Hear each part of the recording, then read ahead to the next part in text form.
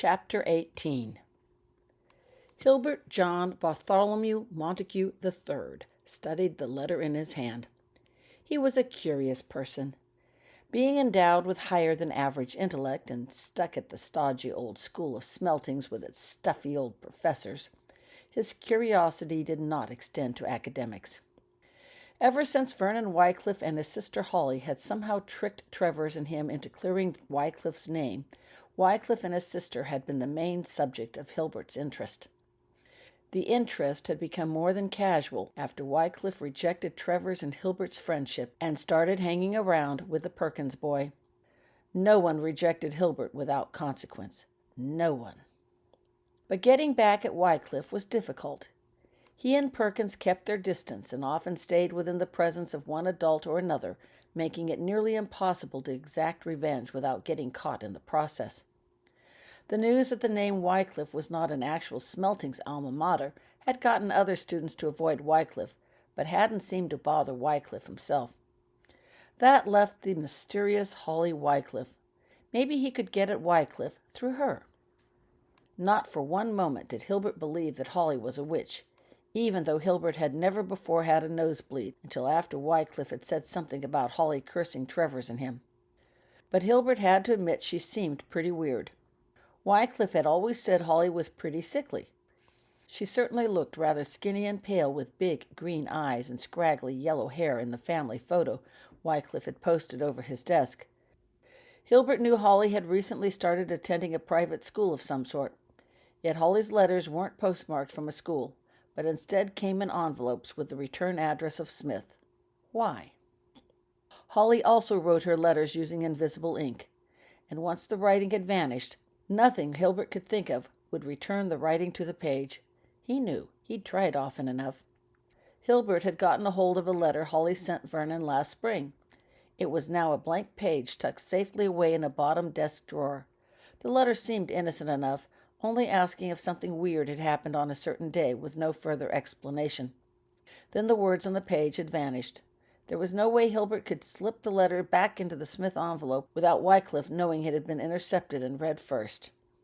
Hilbert mentioned the date in passing within Wycliffe's hearing to see how he would react, but learned nothing.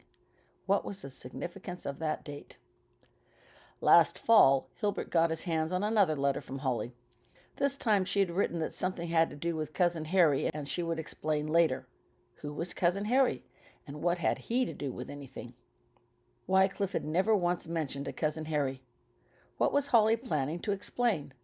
Holly's letters were infuriatingly brief, and left him with more questions than answers. Unfortunately, Hilbert couldn't get a hold of Wycliffe's letters to Holly to read, and Wycliffe didn't seem inclined to answer Hilbert's questions either. That was why Hilbert currently held a third letter in his hand. It was postmarked from the Smiths, but was fairly thick, and Hilbert had no doubt it was actually from Holly. What would it say? Hilbert leaned back in his chair and turned the letter over. Using a letter opener, Hilbert carefully broke the seal of the Smith letter. Within he found a second envelope of creamy-colored parchment-style paper, also addressed to Vernon. It was sealed with a few drops of bright blue wax. Hilbert recognized the neat calligraphy-style printing and the seal as that Holly had used on previous letters. Using a letter opener, Hilbert carefully broke the seal and pulled out a matching piece of creamy-colored parchment-style paper folded in thirds. It had some silvery gray powder on the outside, but Hilbert took no notice. He eagerly unfolded the paper and read its contents. There were only 2 lines in this letter, both written in thick, bright, violet-colored ink. This letter was not addressed to you. Stop reading my brother's mail. As Hilbert read in disbelief, the violet ink began to run off the page, much like raindrops running down a window pane. The ink puddled around the fingers holding the page, then dribbled onto his hand and down his wrist before falling in large drops onto the desk and splatting on his books and things. Hilbert dropped the page, jumping back from it as if the letter were on fire. The paper fluttered to the floor. Horrified, Hilbert hastily went to the sink to wash off his hand, but the violet color would not come off, no matter how much soap he used or how hard he scrubbed. While at the sink, he grabbed a towel and went back to his desk to clean the mess made by the purple ink. The towel only seemed to spread the purple around further. One assignment he had been laying on his desk ready to turn in, and several books now sported huge purple blots that he could not remove. The source, Holly's letter, lay innocently on the ground with not a spot of ink on it. Hilbert had to quickly rewrite his paper and wore his dress-white gloves to class. His face burned with humiliation when Professor Norkel insisted Hilbert remove the gloves, and everyone saw the purple stains. Hilbert's explanation of having accidentally spilled a bottle of ink sounded lame, even to his ears. Hilbert was no artist and had no logical reason to own a bottle of ink, let alone colored ink. Though the rest of the students knew better than to make comment, Hilbert could feel their eyes upon him and sense their sniggers behind his back. This was all Wycliffe's fault, he thought furiously. It had to be. Even though Wycliffe seemed as clueless as the rest of the students as to the actual cause of the stain, Hilbert vowed to get even. The tiny owl fluttered in, dropping a small note and landing next to Holly during breakfast one morning. As Holly rarely got mail, she regarded it with surprise, even more so as she recognized it to be the owl Headmistress McGonagall used to send messages. "What is it?" asked Becky with interest as she fed the owl a tidbit and stroked its neck. Holly opened the letter and read, "I've been invited to the infirmary today after the presentation," she announced when she had finished reading the letter. "Really?" said Mark curiously. "By whom? Madame Pomfrey?" "No," replied Holly. "Cousin Harry." "Cousin Harry," said Lynette Huckabee, perking up at the name. "As in Harry Potter? Wow!" She hadn't yet had the chance to see the famous Harry Potter in person.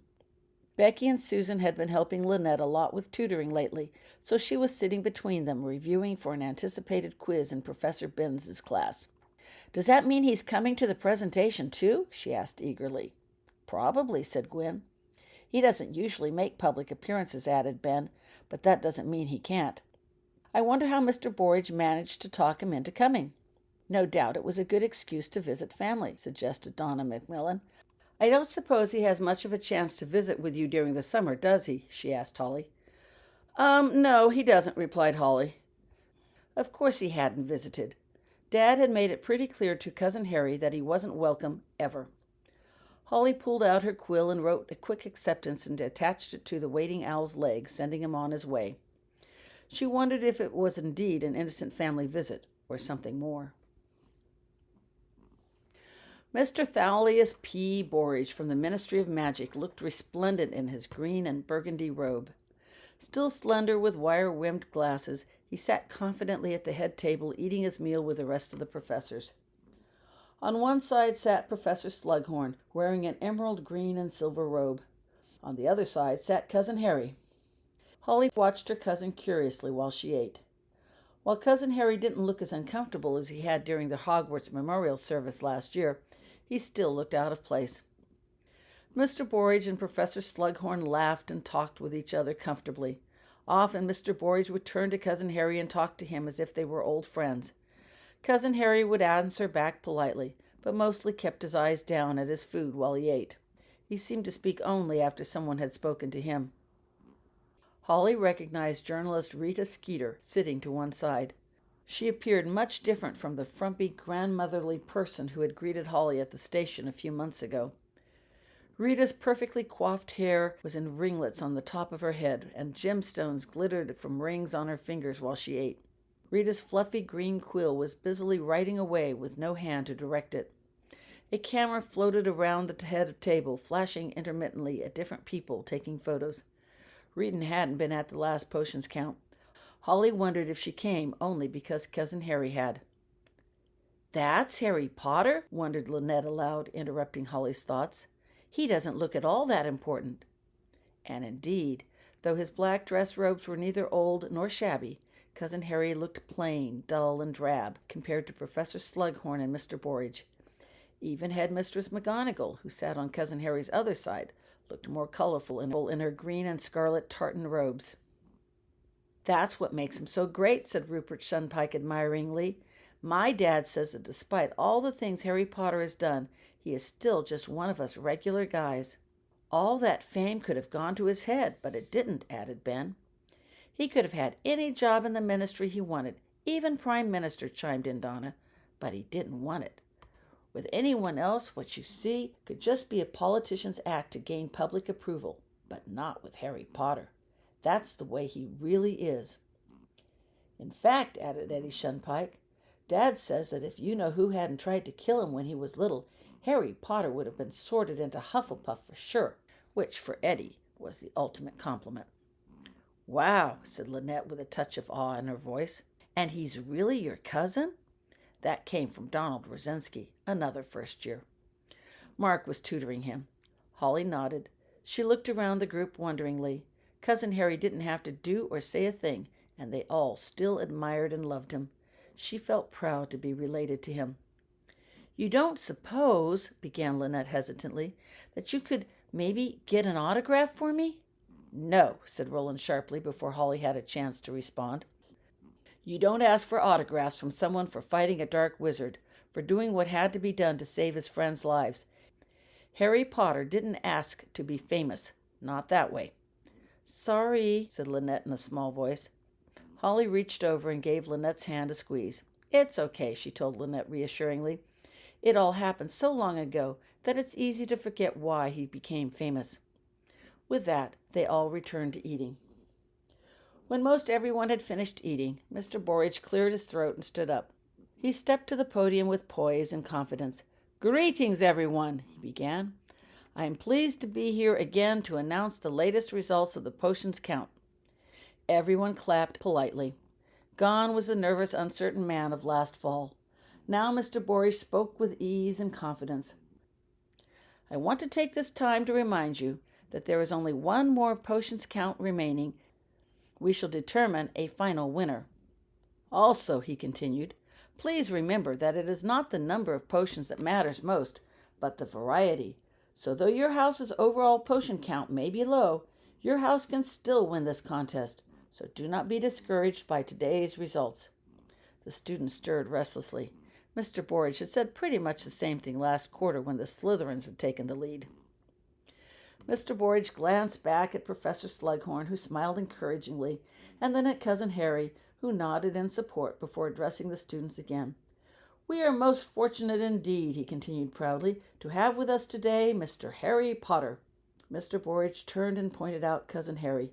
The whole hall erupted in loud clapping and cheers at the mention of his name. Cousin Harry tipped his head briefly in acknowledgement. He assisted in verifying today's count, making sure it was both accurate and true. They probably called him in to verify things and make sure the count was legitimate after that fiasco last time with the Slytherins, commented Susan dryly as she removed her cricket cage from the table and placing it on her lap so their chirp wouldn't sound as loud. She, like most of the other Hufflepuffs, was still annoyed about the warding spells the Slytherins had used and the fact that everyone but the Slytherins had lost house points over it. It hadn't helped either that the Slytherins had taken every opportunity to brag about their win. As the results were most unusual, I think it best if Mr. Potter announces them. Mr. Borage turned towards Harry, obviously intending for him to speak. But Harry whispered something to Mr. Borage, causing him to stop in his place. He's saying that it's your event. You do the honors, whispered Donna. That's what Mum says Harry Potter always says when someone asks him to talk. I don't think he's ever actually spoken at an event. Mum says she sends out more invitations to Harry Potter for the ministry events than any other person. She thinks it's probably because he won't talk. If Harry Potter actually comes, his presence lends prestige to the event, and because he won't talk, he never takes away the limelight from the organizers. Mr. Borage again faced the group. For the first time, his confidence seemed to falter a bit. Or perhaps not, concluded Mr. Borage lamely. Clearly, he hadn't expected to be refused. So, continued Mr. Borage, recovering quickly, I guess I shall give the news to you myself. He pulled out a piece of paper from beneath his robes. I shall begin with the unusual part, he announced. We have a tie for second place, he stated proudly, between the Slytherins and the Gryffindors. The hall erupted in cheers. The Gryffindors for placing second, their first time, and the Slytherins for maintaining a high score. Coming in first place, continued Mr. Borage. He paused here for dramatic effect, readjusted his eyeglasses, and sternly looked over at all the students. The hall became deathly quiet. The next name would determine who placed first and who placed last. Is another tie, he shouted jubilantly. The noise in the hall became deafening. No one heard his final words. Between the Ravenclaws and the Hufflepuffs. No one heard his conclusion, or even noticed when Mr. Borage sat down. A double tie had totally not been expected, and everyone was busy talking about it. It wasn't until much later that Holly was able to break away from the excitement and her friends to get to the infirmary. No actual time had been specified, but she hoped she hadn't made Cousin Harry wait too long. She found Cousin Harry looking outside the huge window at the back of the infirmary. He held in his hand what looked to be an open cell phone. Holly recognized it as the same one that had beeped when Holly was with Cousin Harry at the train station. Remembering what Ginny had said about the phone, Holly unblocked and did a scan of the premise. The infirmary seemed to be empty besides the two. Cousin Harry turned when Holly entered the room. His eyes lit up as he watched Holly draw near. "Congratulations on your win," he said sincerely, drawing Holly into a warm hug. "You've earned it." Holly smiled shyly at the praise. "It was everyone working together," she said in response. "No doubt it was," agreed Cousin Harry, smiling. "Have a seat." He drew his wand and caused 2 chairs to slide forward within reach. "Thank you," said Holly as she sat down in one. Cousin Harry took a last look at the phone before closing it and putting the device away. Then he sat down across from her. "You think that reporter lady might be around somewhere?" asked Holly, referring to the phone Cousin Harry had just put away. "You never know," he replied gravely. "Miss Skeeter isn't often permitted on Hogwarts ground," he added by way of explanation. "She would be sure to take the opportunity to pick up an extra story or two, if possible. But let's not talk about her. How are you?" he asked. Fine," replied Holly uncertainly. Cousin Harry's voice had been light, but Holly had the feeling there was more to the question than just polite courtesy. "Look at me," Cousin Harry requested gently. Holly complied, looking up at him. Cousin Harry's green eyes met hers, and he studied her face intently, as if seeking more information behind her words. "You look tired," he said finally. "A little," agreed Holly. "I've been doing a lot." "Is it too much?" he inquired with concern while still watching her. "Not really," replied Holly. "I'm managing," she amended under Cousin Harry's stern gaze. Said Cousin Harry thoughtfully. He turned his head and looked out the window at the school grounds below. "How has the dueling been?" he asked abruptly, still not looking at her. "Pretty good," replied Holly eagerly, thankful for the change in topics. "Last time I almost got—" "You know about the dueling?" "Holly," began Cousin Harry quietly, "it is not the usual practice to pit second-year students against sixth and seventh-year students. Professor Lovegood thought it might be advisable to check with me first." "Oh," said Holly thoughtfully. "She never said. What did you tell her?" "I told her to give it a try," replied Cousin Harry, "and then we'll see." "Oh," said Holly again, for lack of something better to say. It was Holly's turn to look out the window while she thought about what he had said. "Is that why you're here?" she asked finally. "In part," replied Cousin Harry. "I don't want you dueling against advanced students unless you're okay with it. You can always wait with the dueling until a later time, like during your 6th or 7th year." "But I wouldn't be any better at dueling later than I am now," observed Holly thoughtfully. "True," agreed Cousin Harry, "but you'd be older and more experienced with magic." Holly nodded in agreement. She stared out the window, considering her options. "I think," she began slowly, "I'd rather stay with the dueling for now, if it's okay with you." Cousin Harry leaned forward and watched her face closely. "You sure?" he asked. Holly nodded. "I'm sure." "The people in the dueling group," she added, "they're nice. They actually want to help me. That makes all the difference." Cousin Harry leaned back suddenly and relaxed. "Very well, then," he replied, apparently satisfied with the sincerity of her answer. "You can continue on with the dueling for now. Let me know if it gets to be too much. I will." Cousin Harry again looked out the window. "Speaking of oars," he began casually. They hadn't actually mentioned oars by name, but they both knew against whom Holly had been dueling. "I was at the ministry the other day when I overheard a couple of oars talking about some new magic glitch that had to be checked out." "Oh?" said Holly curiously. She hadn't heard much about oars. "Oars do a lot of that, you know," he explained, "checking out the use of magic in places where it is not expected." Cousin Harry paused before speaking again. "Such things happen all the time. They're usually nothing," he added. I wouldn't have given the comet a second thought, continued Cousin Harry conversationally, except then the aura mentioned that it might be tricky investigating a school like Smelting's. Holly froze. Cousin Harry turned his head and looked at Holly. You been writing Vernon? He asked her directly. His green eyes seemed to pierce right through her. Well, yeah, Holly sputtered. I mean, he's my brother. Holly stopped to take a breath. Am I in trouble again? She blurted. I don't know, replied Cousin Harry promptly. What did you do? I didn't do anything, Holly protested. I just sent him a letter, like you suggested, she added defensively. Cousin Harry winced slightly at the accusation. But we thought it might be unwise to have a letter explaining that I was a witch laying around some boarding school, so I wrote it using invisible ink. We? Questioned Cousin Harry mildly. The Hufflepuffs and me, explained Holly. I didn't know how to do timed invisible ink spells last year. Roland helped me with it. Oh? Replied Harry noncommittally, keeping a very straight face. Then what happened? Holly explained how she had never said anything to Vernon, but had been upset when she realized Vernon had not received 2 of her letters. She was certain the Smiths had forwarded them properly. So what did you do? I just added a privacy spell to my letters, replied Holly. A what? A privacy spell, she said simply. Holly went on to explain that at a Hufflepuff meeting, Marcy had mentioned a rather simple privacy spell often used by lovers to send messages back and forth. The lovers would exchange a lock of hair. The hair was bewitched and then burned. The ash spread over the outside of the letter. The only person who could then open the letter and receive the original message intended was the person from whom the hair had belonged. Anyone else opening the letter would see an entirely different message. Of course, added Holly, I didn't have any of Vernon's hair, so Mark modified the spell, making it one of family privacy. Only those directly related to my burnt hair could open the letter and get the intended message, explained Holly. Mom and Dad can read my letters too, but we figured they'd never be at Smelting, so that wouldn't be a problem. Indeed, murmured Cousin Harry. Anything else?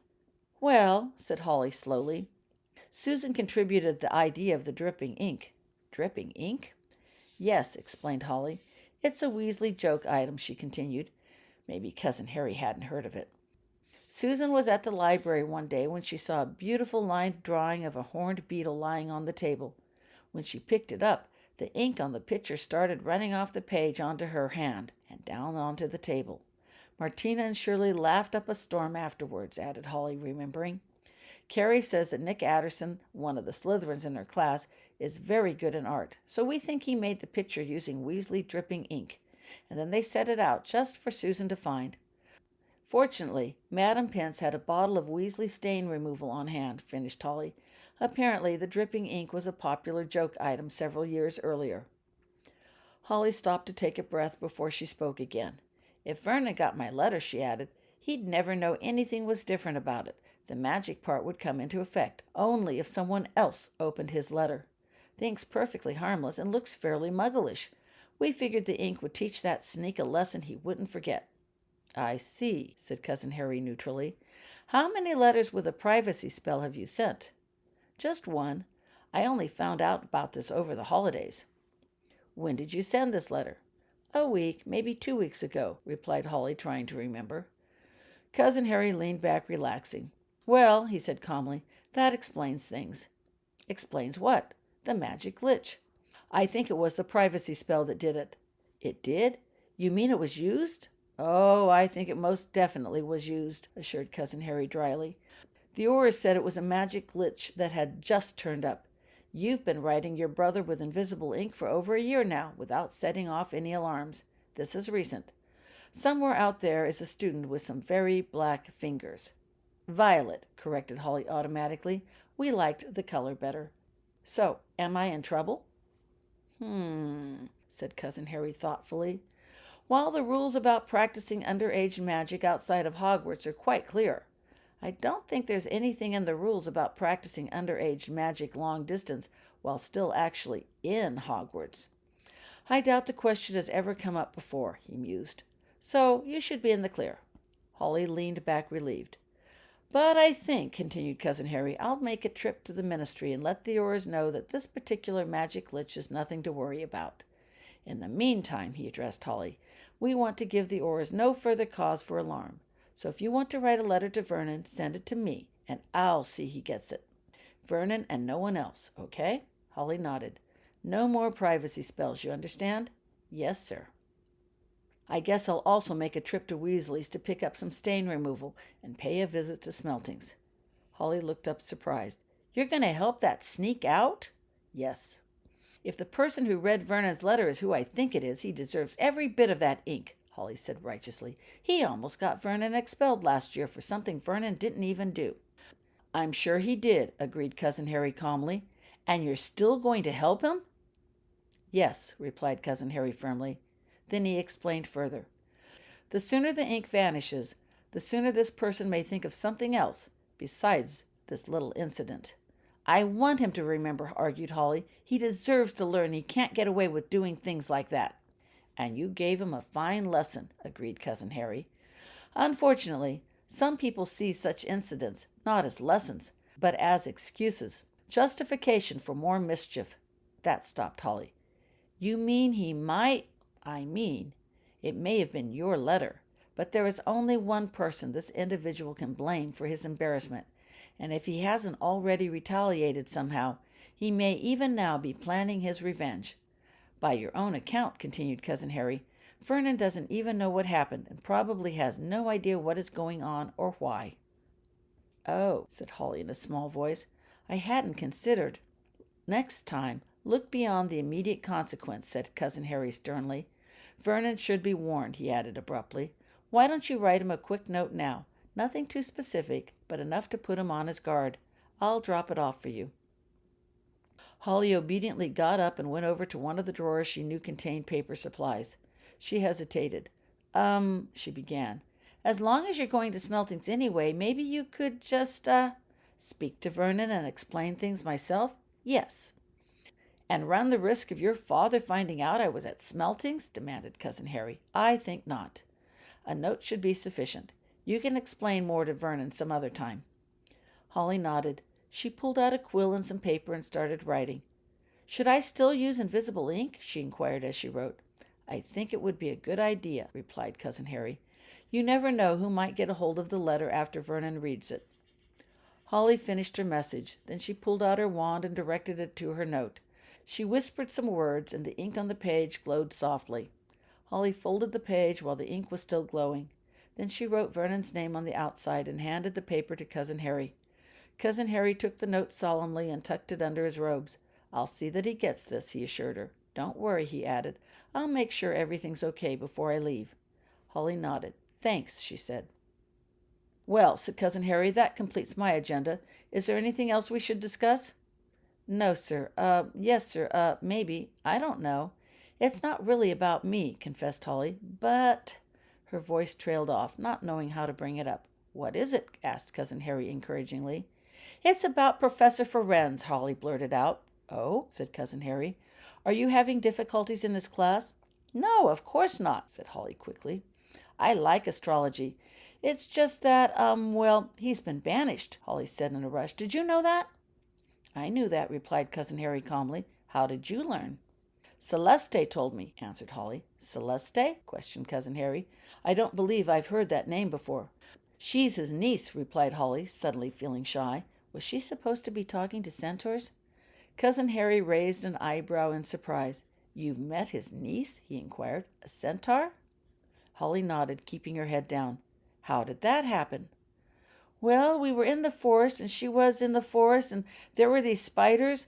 Holly proceeded to relate the story of how they met.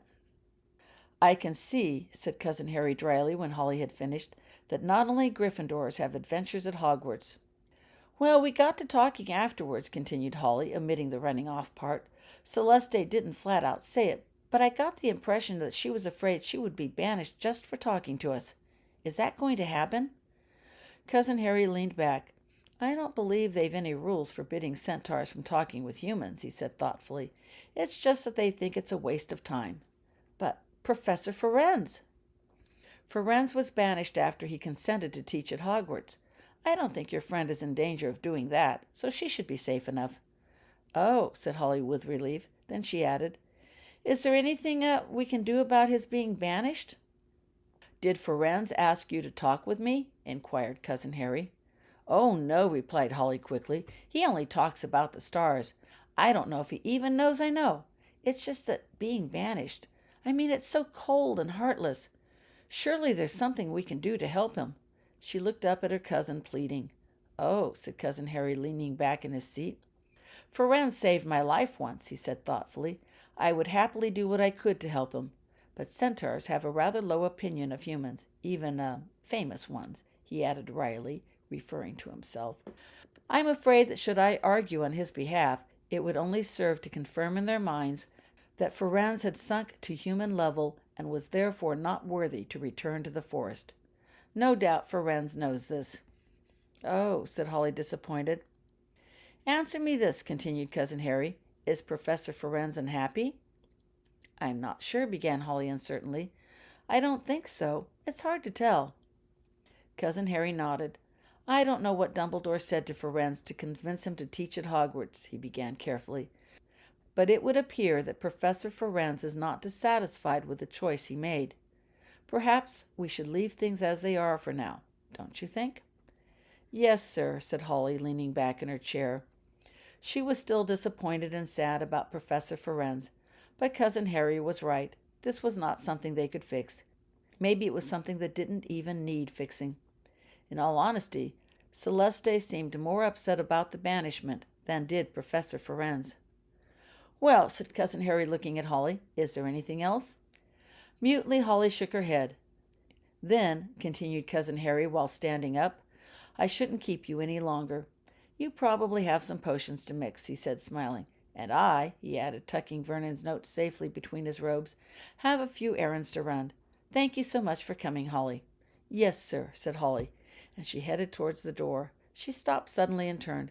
Thank you for everything. No problem, came the response. Holly stepped outside and looked down the stairs. There were some Hufflepuff students coming up. Good, thought Holly. Then I won't have to walk about alone. Suddenly, she wheeled around and went back in the infirmary. Cousin Harry, she called. Yes? Can I ask you a favor? A really big favor? What? Well, I have some friends that would really like to, Holly's voice trailed off. As she spoke, the usually warm, friendly face of Cousin Harry seemed to freeze, grow hard and cold. Never mind, she added lamely. It doesn't matter. What was she doing?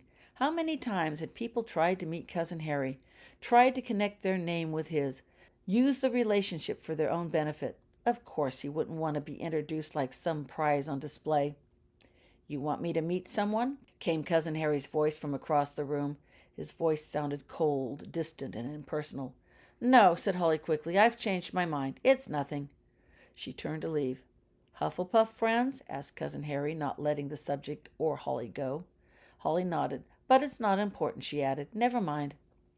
If they're your friends, then it is important, said Cousin Harry, his voice softening. Are they your friends? Yes, said Holly. Was this your idea or theirs? Mine, insisted Holly earnestly. They would never, ever ask me for something like this. But they were all talking about you at the ceremony today. You're such a mystery. And when I saw them coming up the stairs, I just thought that, well, as long as you were here and they were nearby, that... But it doesn't really matter. Perhaps it does matter, said Cousin Harry thoughtfully. He walked forward. Holly, he said when he drew near, I think I would like to meet your friends. Is that okay with you? Holly looked up at Cousin Harry. Really? Her eyes shined. Really, he assured her. In fact, I insist. It would be remiss of me in my responsibilities as your guardian to not meet your friends. Holly raced out of the room. Looking outside, she caught sight of her friends, still on the steps. Hey, Becky, she shouted. Susan, could you come up here for a minute? You too, Lynette. The three girls immediately changed directions and headed to the infirmary. Sure, said Susan. What's up? Nothing much, said Holly innocently as she motioned them to follow her into the infirmary. The three girls looked inside and froze in the doorway at the sight of Cousin Harry. Come on in, Holly encouraged. She grabbed Susan's hand and pulled her forward. There's someone I want you to meet. Becky, who had already met Harry Potter briefly last year, recovered quickly. She grabbed Lynette's hand and pulled her into the room. All of them made it inside and found themselves face to face with the famous Harry Potter. "Hello," he said quietly, with a sparkle in his green eyes. They just stared back, speechless. "You remember my best friend, Becky Smith," began Holly. "This is my cousin Harry, Harry Potter." "Remember, yes," replied Cousin Harry, "but I don't believe we've ever been formally introduced. How do you do, Miss Smith?" He lifted Becky's hand gently, touching the back of it to his lips. Becky's cheeks turned pink. Fine, I guess," replied Becky, totally flustered by the formal greeting. "More than fine, I hope," countered Cousin Harry smoothly, lowering her hand and looking at Becky directly in the eyes. "A good friend is rare indeed. I don't believe Miss Wycliffe's stay at Hogwarts would be nearly as enjoyable without your presence. For that I am most indebted." Becky's cheeks turned even pinker, if possible. "Thanks," she managed to stammer.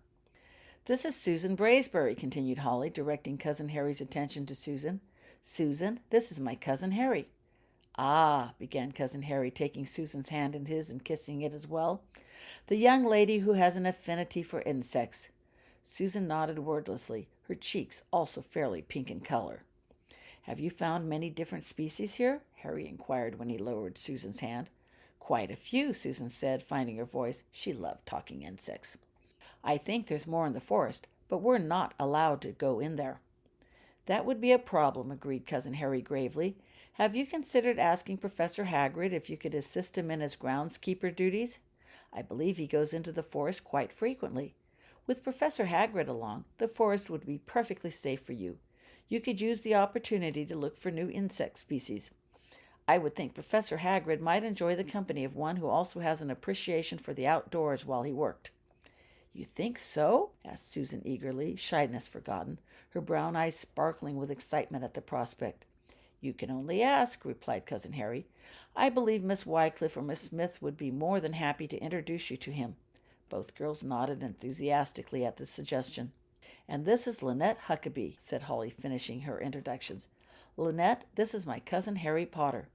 Lynette's brown eyes were big as saucers, and her mouth hung open slightly. She hadn't moved since being dragged into the room. Even now, Cousin Harry had to physically lift her hand to his lips, as her arm did not seem willing to move on its own accord. "You're a first year, aren't you?" asked Cousin Harry, releasing Lynette's hand. The hand remained suspended in air, while Lynette continued to stare open-mouthed at Cousin Harry.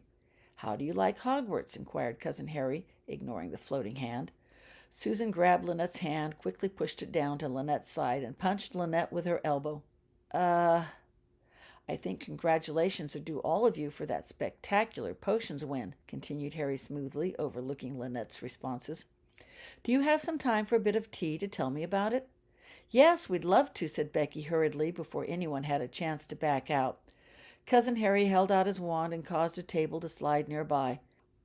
With Holly and Becky's help, they got 5 chairs up next to it.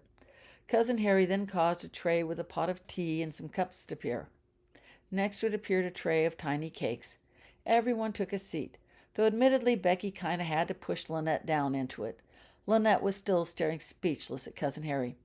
"I must confess," began Cousin Harry while he poured out the tea, "that I wasn't very good at potions, which makes me appreciate your accomplishments with the potions all the more." "That's not true," blurted Lynette suddenly, having finally found her voice. "Lynette!" exclaimed Holly, mortified at her bad manners. "Well, it isn't," insisted Lynette. "Professor Slughorn tells us all the time how gifted you were in potions, just like your mum." That brought about a total hush. We'll be leaving now," said Becky, breaking the silence and starting to stand. "Bad enough to call your host a liar, but to make reference to his mother long dead in nearly the same breath?" "No," came Cousin Harry's quiet voice. His hand closed upon Becky's, preventing her from leaving. Becky froze and then reluctantly sat back down. "I have no doubt that Professor Slughorn recounts how brilliant I was at potions," Cousin Harry began, "and I did mix some fairly spectacular potions that year, but I would have never made them correctly without a lot of help from someone far more talented at potions than I. Of course," he continued, "I was a student at the time, and I made no attempt to correct Professor Slughorn's impression of my abilities. It made class easier. The truth of the matter is," confessed Cousin Harry, "I was and am a rather poor potions mixer. I just got lucky that year." "But," said Lynette blankly, "that's just tutoring. We all get tutored when we need extra help. There's nothing unusual with that. If possible, Lynette's eyes got even wider. "You really are modest," she breathed in admiration. Cousin Harry sighed in exasperation. "So much for honesty," he murmured, not bothering to correct Lynette. Holly coughed to hide her smile. "So, how many potions did you contribute to the count this quarter?" he asked, changing the subject. 12, said Lynette promptly, her speechlessness forgotten. "Every potion we made in class was duplicated for the contest, and I managed to get 4 extra ones mixed and turned in from the potions we learned last quarter. They really seemed easier to mix the second time around." "That's quite impressive," said Cousin Harry sincerely. Lynette glowed. Then the other students told how many potions they had mixed. From there, the discussion flowed to different types of potions and then on to other class activities such as tutoring and Quidditch practice. By the time the tea ended, the 4 girls were chattering away comfortably with Harry Potter as if they were old friends. Harry Potter learned a lot about the lives of the Hufflepuff students, which, as he mused to himself later, was not quite the way of the Gryffindors. Holly lingered behind after her friends had left. "Thanks so much," she told Cousin Harry, giving him a warm hug. "You've really made their day, and mine." "It was my pleasure," replied Cousin Harry, hugging her back. "I enjoyed myself immensely." And indeed, Holly could sense the total sincerity behind his words. Holly joined her friends outside the infirmary. "That was the greatest tea ever," said Becky as they went up the stairs. "I can't believe we actually had tea with Harry Potter," gushed Susan. "And he likes insects. I know he does." "He held my hand. He actually spoke to me," said Lynette dreamily. "Wait until I tell Mum. She'll never believe it." Lynette's admiration of Cousin Harry before had turned into adoration, hero worship, and "Slow down," teased Holly gently. "He's a happily married man and way too old for you." "I know," sighed Lynette. "Mrs. Potter is very lucky indeed." "Is Albus as nice?" Everyone laughed. "You'd better wait on that," advised Becky. "I don't think he's interested in girls yet." Everyone laughed again. Suddenly Holly stopped and looked all around.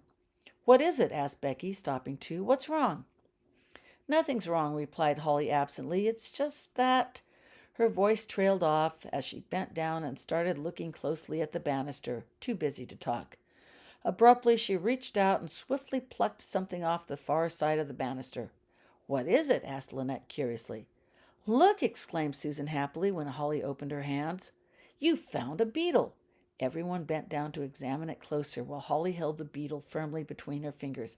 Its legs squirmed frantically while trying to get free.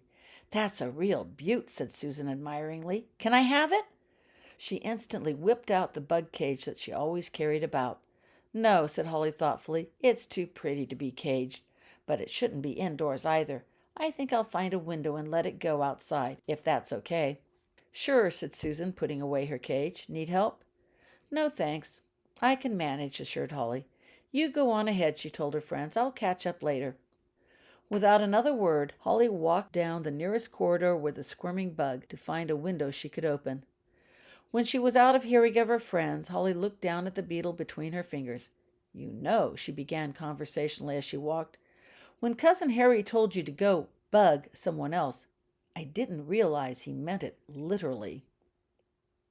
Holly found Becky standing at the stairwell upon her return. "What are you doing here?" she asked Becky. "Waiting for you," replied Becky. "You didn't have to do that," exclaimed Holly, but she was glad Becky had. "You know we shouldn't travel alone," said Becky, joining Holly on the trek up the stairs. "Besides," added Becky, "you had that same glazed look on your face when you were staring at the grasshopper last fall. That beetle, what was it?" "You promised not to tell," said Holly. "Of course." "Rita Skeeter," replied Holly. "You know, the one with the green quill and the camera at the ceremony? I told you about her before. No wonder Cousin Harry was so worried she might sneak up on us for her stories." "The journalist?" whispered Becky, horrified. "But she must have overheard us talking about our tea and Lynette's crush on Harry. Lynette'll be so embarrassed if any of that comes out in the news. We all will." "I don't think it will," said Holly. "Why? What did you say?" "Well, I told her that I really, really didn't want me or my friends in the paper, and reminded her that some things were best kept secret. Then I mentioned that she owed me one for not letting Susan cage her up, and suggested she look somewhere else for her stories." "You think she'll do it?" "I hope so." Or we might let slip how she came to learn about the tea in the first place. All animagus are supposed to be registered, and remember, Mark told us there were no insect animagus. He looked it up after I found Megan. The next day, the Daily Prophet showed a huge photo of Mr. Thalius P. Borage from the Ministry of Magic, deep in conversation with Harry Potter, while the headlines announced in bold letters the spectacular ties between the four houses. A second photo within the Prophet featured rising Quidditch star Scorpius Malfoy, who had caught the snitch in a recent Slytherin match against Hufflepuff. Eddie was heard grumbling later that Scorpius would have never caught the thing if Rupert hadn't been unconscious at the time. Holly and Becky nodded sympathetically but said nothing. They knew what other stories Rita Skeeter might have written for that day.